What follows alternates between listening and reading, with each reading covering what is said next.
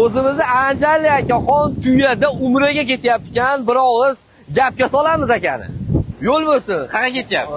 Xudo xolasa inshaalloh umra ziyoratiga yo'lga chiqqanmiz. Niyat qilganman. Nafaqat O'zbekiston, nafaqat Andijon, butun dunyo mo'min musulmonlar ummatlari, payg'ambarimiz ummatlari nomidan Saudiya Arabistoniga olib borib, shuni so'yib, qurbonlik qilib xalqqa tarqatmoqchimiz inshaalloh. Qurbonlik qilish niyatim bor edi, to'g'risi.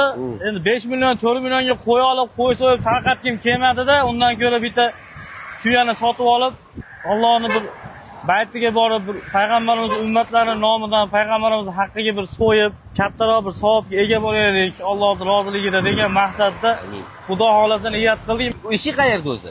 Ishi Andijonda, Eski shaharda. Eski shaharda. Vladivostokda. Qanchada yetib borishni ko'zlayapsiz? Endi Xudo xolasa inshaalloh bir 6 oyda yo'q bo'lsa kerak. Tuyani ustida minib bormoqchi. Yo'q, yetalab ketaman, mindirmayman. Yetalib ketyapsizmi? Yetalab, mindirmaydi. Chunki yaqinda Ro'zada piyoda borib keldim, tajribam bor, Tirnovga qilib keldim, Xudoga shukr. Bugun yo'lga chiqdingiz? Yo'q, kecha chiqqanman. Kecha chunki Zennobodga borib yurishni boshladim. Sababi endi bu tuyamiz cho'lda yurgan, boshnalarni ko'rmagan.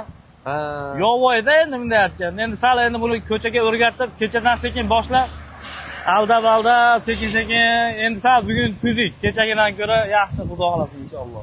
Alloh barakasini bersin, Alloh kuch-quvvat bersin, yaxshi yetib borishingizga Alloh o'zi nasib ro'za aylasin. Xudo xolasa kuzatib turamiz sizni oq yo'laga.